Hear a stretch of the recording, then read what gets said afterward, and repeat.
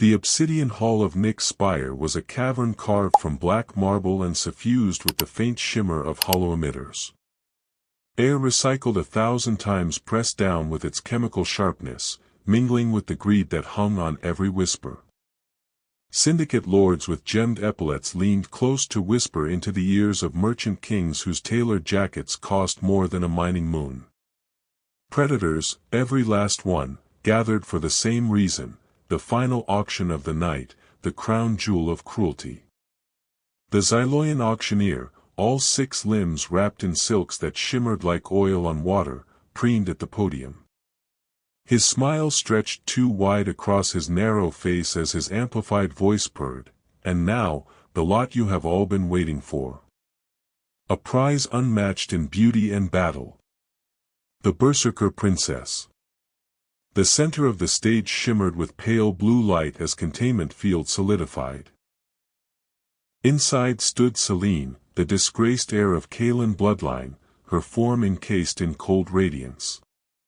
She was tall, broad-shouldered and lithe, her skin a deep cerulean blue that caught the spotlight like polished stone. Long white hair, unbound, cascaded over her back, each strand a stark defiance against the sterile glow. Her ears, long and pointed like blades of polished ivory, flicked back against her skull.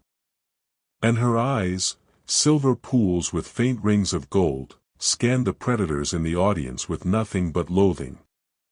Her body was motionless, disciplined, yet the faint tremor in her clenched hands betrayed the storm burning in her veins. Rumors whispered of her augmented strength, of Kaelan grafts that turned her into a living weapon. She was the monster they'd tried to leash, a princess broken down and reforged into a berserker. The Xyloian's voice dropped to a conspiratorial hush. Her temperament requires a handler of supreme confidence. She is a weapon, not merely a woman. And with her, the legacy of Kaelan's warriors could be yours to wield. Gasps rustled through the hall. Some licked their lips at the thought of possessing her, others weighed the cost against the inevitable betrayal of chains she would chew through. Everyone knew the stories, guards reduced to pulp, compounds torn apart in minutes. A prize worth kingdoms, but one that devoured its master. The auctioneer raised his 4-fingered hand. "We begin at 200,000 credits. 200, do I hear 200? Silence. Only the low thrum of life support filled the void. Selene's silver eyes narrowed. For a heartbeat, a flicker of shame, humiliation at being unwanted goods, crossed her face before fury swallowed it whole. Nobody. For a legend. 200,000. The Xyloian's grin faltered, desperation cutting into his tone. Very well, I count down. 10, 9, red numerals glowed across the chamber walls. Selene curled her fists until her knuckles gleamed white-blue. Better to be dissolved in a recycling pit than remain unsold, a relic too dangerous even for criminals to claim. 7, 6. A hand rose. Not the jeweled glove of a warlord, not the augmetic claw of a mercenary chief. Just a plain, unadorned human hand in a dark suit. The gesture was calm, steady, almost absurd in its simplicity. Murmurs rippled through the crowd as heads turned. A man few recognized, unremarkable in frame and face, had dared to bid. "Sir, you understand," the auctioneer stammered. A voice, low and even, cut through the hush, 200,000. The auctioneer's smile returned with a predator's glee. 200,000 from the gentleman in the human delegation. Do I hear 250? No. Then, sold. The gavel cracked like a shot. The containment field dissolved. Selene stood free on the platform, bathed in sterile light, yet untethered for the first time in years. Instinctively the audience shrank back, even in their silks and armor, as if her hatred could scorch them. her gaze fixed on the human. He stood, tall though lean, gray eyes steady as he approached the stage. He carried no chains, no collar, no guard detail. Just himself. Celine coiled her muscles, ready to strike. If this man thought he owned her, he would die for the mistake. The transfer took place in a gray loading bay away from the spectacle. 2 Kalan guards flanked her, their armor dulled with wear, neural prods held low though fear made their grips slick. Their captain, scars slicing his brow, handed a data slate and a small metallic control to the human. "Transit credentials," he said gruffly, "and the deactivation key for the collar. A shock strong enough to cripple her augments. Recommended." His eyes flicked once toward Celine but never lingered. His voice was heavy with guilt. The human accepted the data slate but pressed the remote back. "I won't need it." The captain blinked, startled. He muttered something that sounded like a prayer for the man's soul and marched away, boots clanging until the sound vanished. Celine and the human were alone. She loomed above him, muscles carved from years of torment and battle, every inch a weapon. He looked nothing like a warlord, just a man, lean, his face lined with quiet weariness. Suicide, she thought. He was a man buying his own death. But instead of commands, instead of chains, he simply gestured toward a battered freighter docked nearby.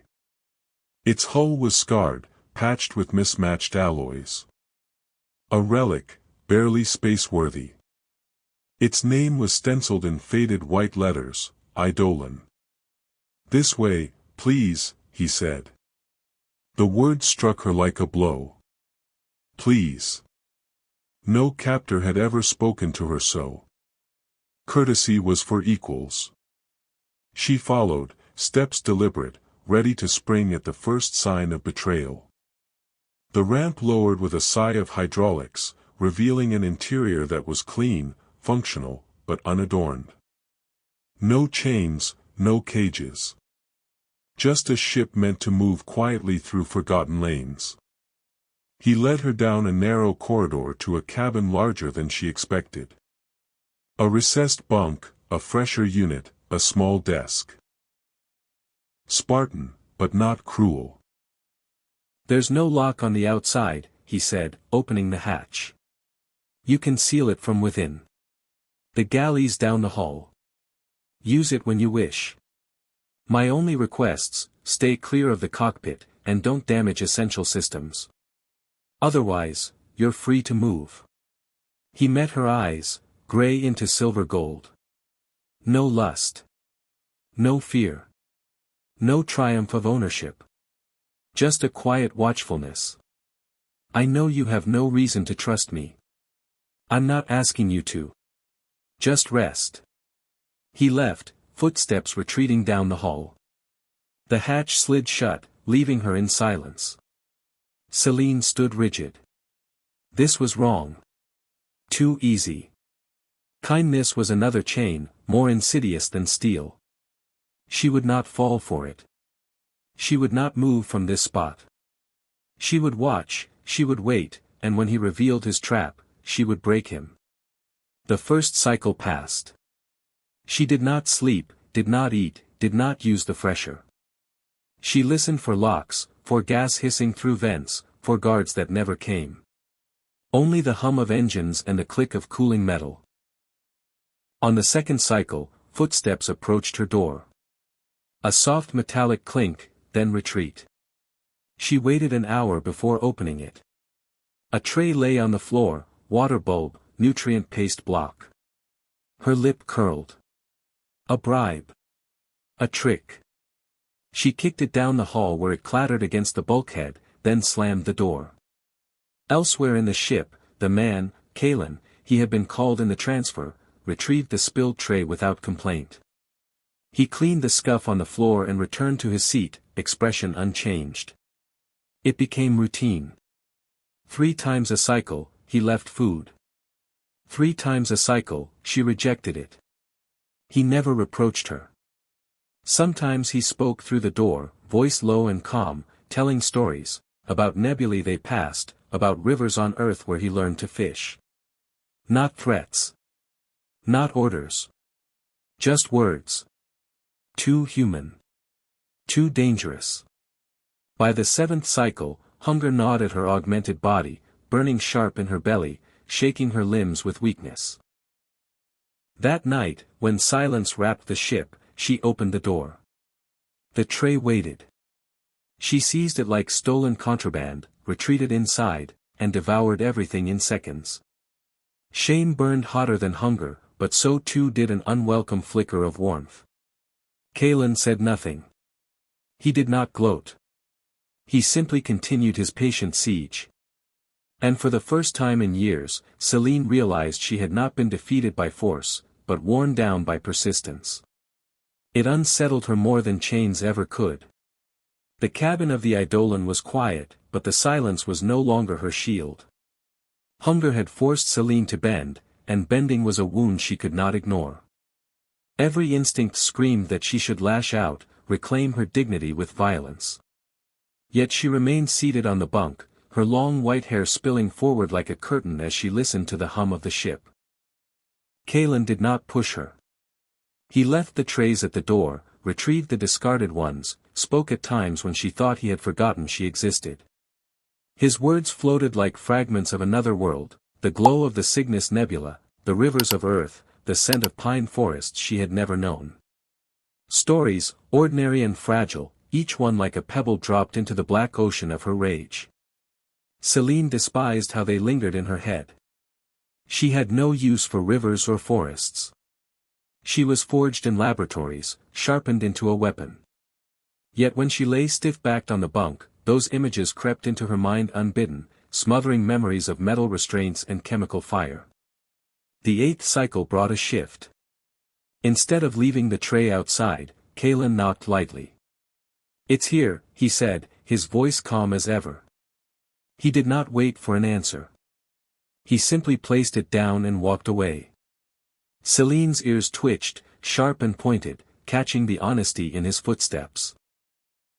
No deception, no hidden guard waiting with a prod. Against her own will, she opened the hatch minutes later and pulled the tray inside. She ate slowly this time, not like a starving beast but as though daring him to comment.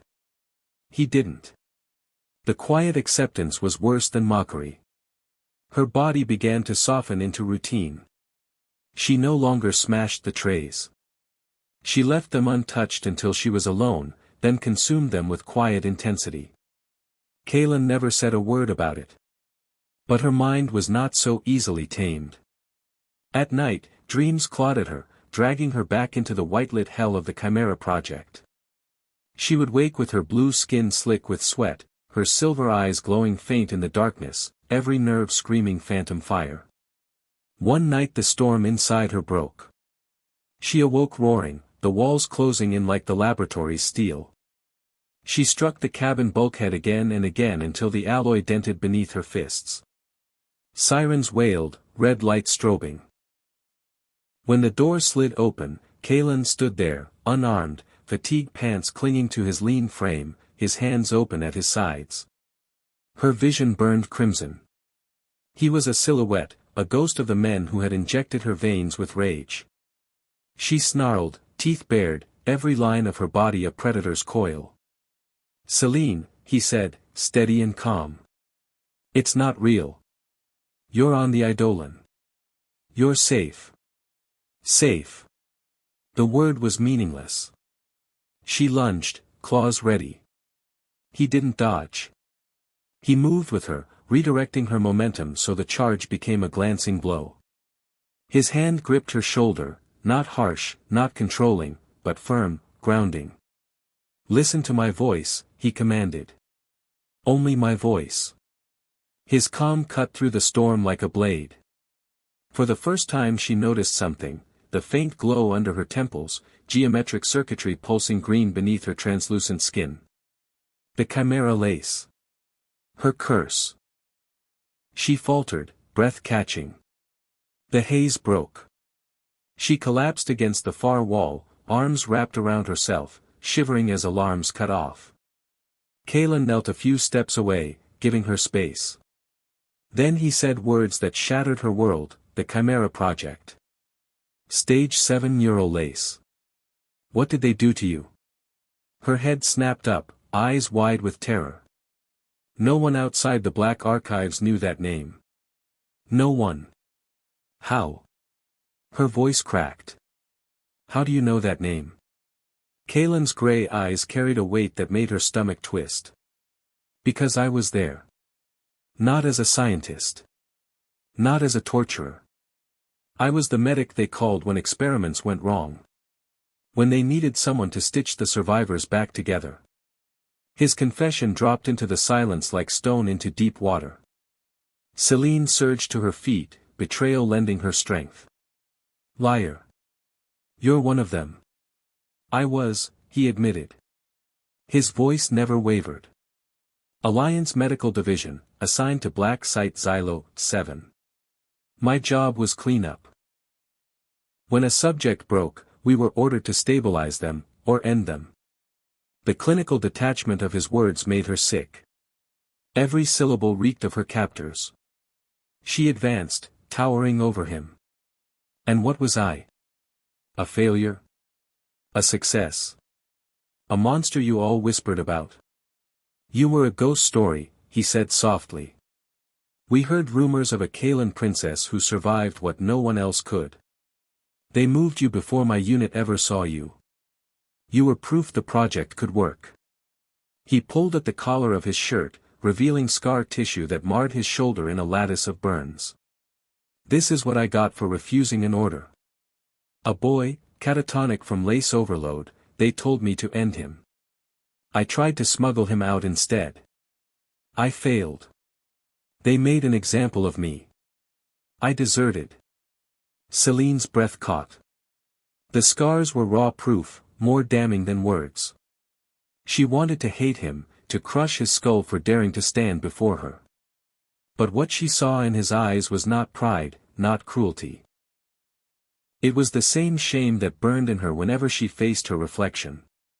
They took everything, she whispered. My home, my name. I am broken. No, Kalen said, stepping closer with quiet resolve. You're not broken. You're wounded. Wounds can heal.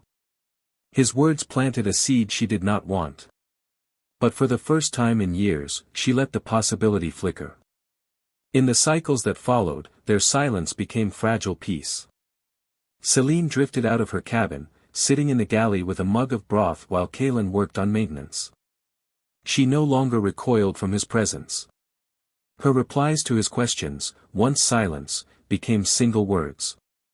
One cycle, she found him in the training room, moving through a slow human ritual he called Tai Chi. She recognized the discipline in his stances, the balance, the control. He told her the Chimera lace fed on imbalance, that learning to breathe and reclaim her center was the first step to controlling it. She returned the next cycle, and the one after that. At first she only watched. Then, at his invitation, she stepped onto the mat. Her body resisted every command to relax, her breath caught like a shield. You're holding yourself like armor, he observed gently. He stood behind her, his hands light on her waist, guiding her spine, her shoulders. His touch was gentle, not cruel, and through it she felt his steady warmth. Slowly, agonizingly, she began to unwind. Breath by breath, she discovered she could loosen the iron coil inside her. And Kalen's presence became the tether that kept her from drowning in her own rage. The routine grew dangerous in another way. His hands adjusting her stance lingered too long. Her breath caught not in fury but in something else she had buried for years. Then came the alarm. The Eidolon shuddered as proximity warnings wailed. Kalen's eyes narrowed at the console. That's no pirate. Alliance Black Ops. They found us. Celine's blood ran cold. The ship's signature, the Retribution, was burned into her nightmares. "They want me back," she said flatly. "They're not getting you." Kalen's voice was steel. Plasma fire rocked the freighter as he dove into a rogue asteroid field. But the Eidolon was no warship, and pursuit was closing fast. Celine's hands trembled. The panic, the chemical scent of phantom injections, the ringing in her ears, all precursors of the fugue state. But this time she seized it, bent it, shaped it into something cold and sharp. "I'm not your cargo anymore," she told Kalen, strapping into her suit. "I'm your weapon. Get me close." She didn't head for an escape pod. She stormed toward the airlock, ripped a conduit free to wield as a bludgeon, and stepped into vacuum. The monster they had forged was no longer theirs. For the first time, it was hers to command. The black of space swallowed her whole, but Celine stood firm, magnetic boots anchoring her to the scarred hull of the Eidolon. Blue skin shone like tempered steel under the cruel light of distant stars. Her white hair streamed inside her helmet, ghostly against the void. She was no longer the caged prize of Nick's spire. She was fury incarnate, armed with nothing but a torn power conduit clutched in her hands. Across the gulf, the Retribution loomed, sleek, angular, painted in shadows. Its forward clamps unfolded, preparing to seize the freighter. Through the transparent boarding corridor she glimpsed black-armored soldiers, rifles ready, eyes hidden. They had hunted her for years, dragged her across operating tables, injected her veins with madness. Now they thought her cornered. They're lowering shields for docking, Kalen's voice murmured in her ear, taut but steady. "This is your chance." Celine's silver-gold eyes narrowed. "Keep them busy." She launched herself from the Eidolon with a thunderous kick.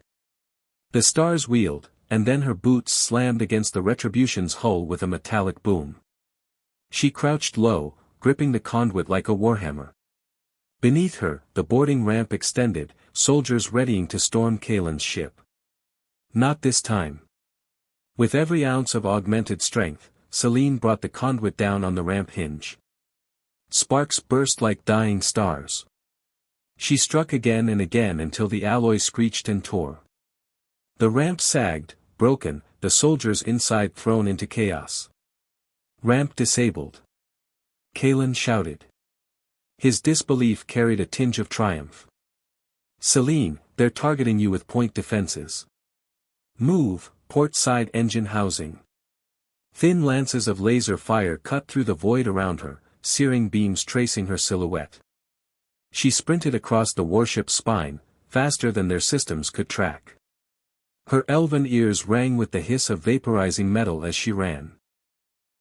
The raised engine blister loomed ahead. She jammed the jagged end of the conduit into a seam and tore. Blue coolant lines shimmered like veins. She roared, soundless in the void, as she smashed through them.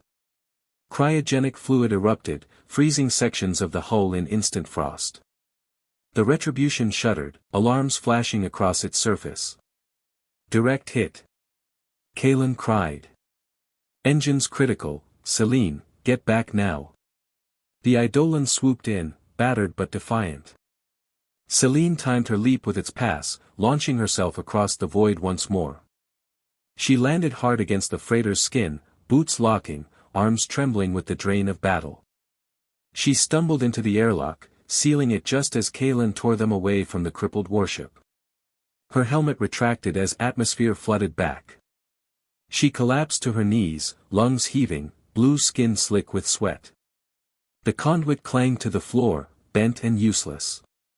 Kalen appeared in the doorway, eyes wide, face pale. For a long moment neither spoke. The ship groaned around them, wounded but alive. Their breathing filled the silence, ragged and raw. Then he stepped forward, framed her face with calloused hands, his thumbs brushing the sharp line of her jaw. His touch was a question. Her answer was in the way she leaned closer, silver eyes glowing as her mouth found his. The kiss was fire, desperate, consuming, born of survival and the knowledge they could have both died minutes ago. His lips tasted of metal and ozone, hers of defiance and need. They clung to each other in the battered corridor of the Eidolon, two scarred souls burning bright against the dark. Afterward, silence stretched between them, softer now. They did not speak of what had happened. They didn't need to. The bond forged in captivity, tempered in violence, had flared into something alive. Repairs forced them into rhythm. They hid within the stormy upper layers of a rogue gas giant, violet clouds churning outside the viewport. Together they patched conduits, replaced scorched panels, recalibrated failing shields. Between tasks came glances that lingered, brushes of hands passed in narrow corridors, warmth that spoke more loudly than words. One night, Celine stood at the cockpit window, hair white as starlight, watching the endless horizon of storm. "They won't stop," she said quietly. "Draxel, the one who commanded the Chimera project. He sees me as his creation. He'll never stop hunting." Kalen came to her side, his shoulder brushing hers. "Then we stop running." She turned, silver-gold eyes narrowing. "How?" "I had access to archives," he said, voice low. "Buried files about Chimera. There was a central node, a data vault they called Archive Primus. The only place capable of processing the quantum encryptions. It was hidden in a decommissioned listening post. Outpost Helios. In the accretion disk of a black hole. Celine's breath hitched. To go there was madness. You want to attack the heart of it. Inside will be everything, logs, experiment data, the source code for the neural lace. With it, maybe we can create a counter-program. Give you control. A key to the monster. The word control rang like a prayer. Freedom, not just from her hunters but from the storm inside her veins. She searched his gray eyes. He wasn't promising miracles. He was offering a chance. Her hand rose, fingers lacing with his. Blue against pale. Warrior against ghost. "When do we leave?" she whispered. Hope, sharp and burning, filled the hollow where her rage had lived. The journey to Outpost Helios was treacherous. The Eidolon creaked as Kalen threaded its path through the tidal forces of a raging accretion disk. Radiation storms battered their shields. Gravity claws tried to tear them apart. Celine braced herself in silence, white hair haloed by flickering emergency lights, as Kalen guided them with surgeon's precision. They docked in a corroded bay, the station looming like a scar across the void. Silence hung heavy, broken only by the groan of ancient steel. Celine moved ahead, a ghost in the dark corridors. Augmented senses traced the stale air, her elven ears twitching at the faint hum of defenses. Kalen followed with his datapad strapped to his arm, firewalls falling one by one under his fingers. They reached the heart, a cavern lined with towering servers, their cold blue light pulsing like veins. In the center, a hollow interface glowed. Celine's chest tightened. Here, in this sterile chamber, lived the record of her torment, every scream, every cut, every injection catalogued and stored. Kalen pressed his datapad to the core. Source code. Logs.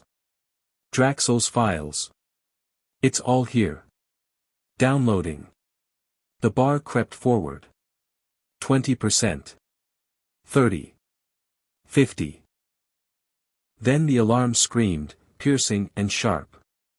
Red lights flared across the chamber. "They know we're here," Kalen hissed. Footsteps thundered in the corridors, heavy, armored. Black-clad soldiers filled the doorway, rifles raised, faceless behind their helmets. Celine's silver eyes glowed.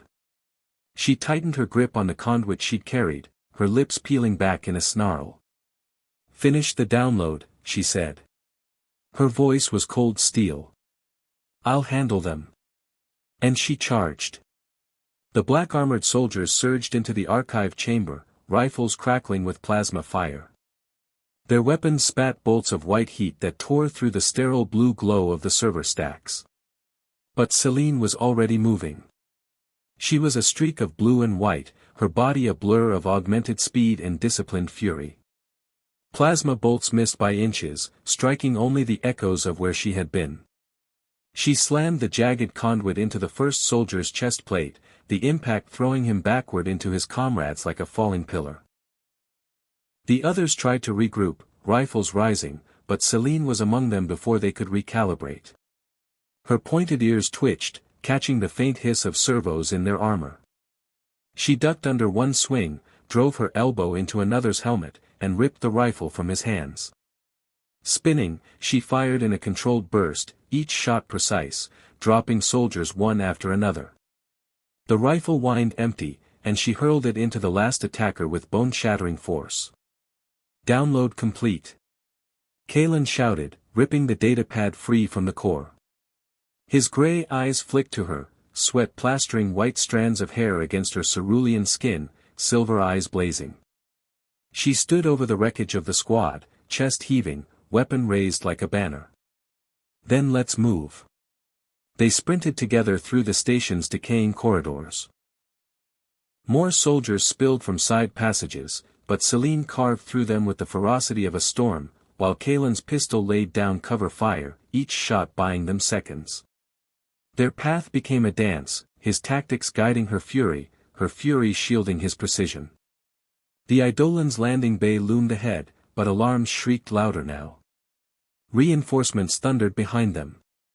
Kalen keyed the ramp as they leapt aboard, and the hatch sealed just as a volley of plasma bolts splashed against the freighter's scarred hull. Kalen vaulted into the cockpit, fingers flying over controls. The Eidolon roared to life, engines straining against the pull of the black hole's accretion disk. Celine strapped in behind him, bruised and bloodied but unbowed. Through the viewport, outpost Helios flashed with weapons fire, too little, too late. The freighter broke free, tearing into the violent river of light and gas. "They'll come after us," Celine said, voice low, still catching her breath. Kalen's grip tightened on the controls. "Then we hit them before they hit us. We have the files. We have their secrets. This isn't just running anymore." Her silver gaze lingered on him. He was no longer just the weary man who had purchased her life. He was her ally, her partner, her anchor in the storm. And together they carried a weapon greater than any augment, a truth sharp enough to cut empires. 2 years later, dawn light spilled across the balcony of a home carved into a Kalen cliffside. Celine stood wrapped in a simple woven tunic, her white hair loose in the breeze, her pointed ears twitching at the songs of Avens wheeling above. The faint shimmer of circuitry still traced beneath her blue skin, but it was quiet now, tamed. The countercode Kalen had woven from Archive Primus had not erased the chimera lace, but it had given her mastery. The monster was no longer her prison. It was her blade, called upon only when she willed it. Behind her, Kalen stepped from the doorway, arms circling her waist as he pressed his chin to her shoulder. He smelled faintly of oil and steel, the scent of a man who had worked all morning in the shipyard. "The council meets today," he murmured. 3 more senators forced to resign after our last leak. Draxel is still in hiding, but his shadow grows smaller. Celine leaned into him, silver eyes fixed on the horizon. "Let him run. He was only ever a symptom. We are curing the disease." Their war had changed shape. No longer hunted prey, they had become architects of rebellion. Whispered alliances, encrypted data drops, truths flung like fire into the halls of power, they had ignited a galaxy weary of shadows. Celine turned to face him, her hands framing his face. In his gray eyes she saw no longer the ghost of the medic who once stitched broken experiments together.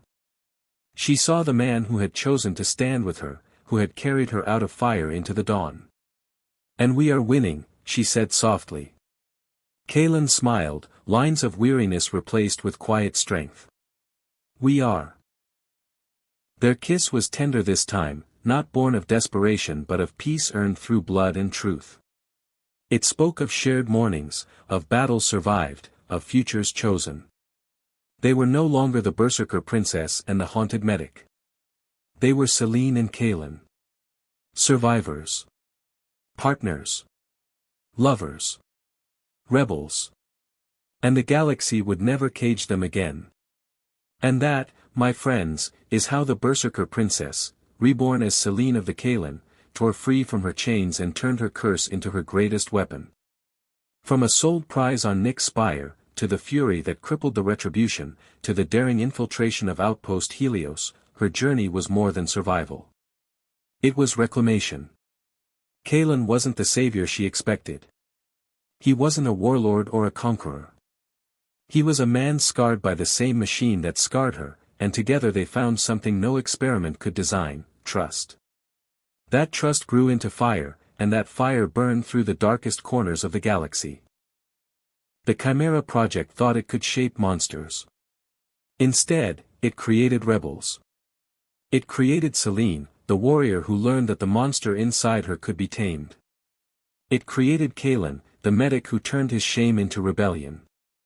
Together, they lit sparks that toppled senators, forced resignations, and spread truth faster than any Black Ops ship could chase. 2 years after that fateful auction, they stood side by side not as weapon and master, but as equals, building a new world out of the ashes of torment. That's the real story. Not just of battles, or conspiracies, or even revenge. But of love, and choice, and the will to stand together against the dark. And if you've stayed with me through this tale, I'd like to ask something simple: help me keep telling stories like this. Hit that subscribe button, drop a like, and share this video with someone who loves a good rebellion set among the stars.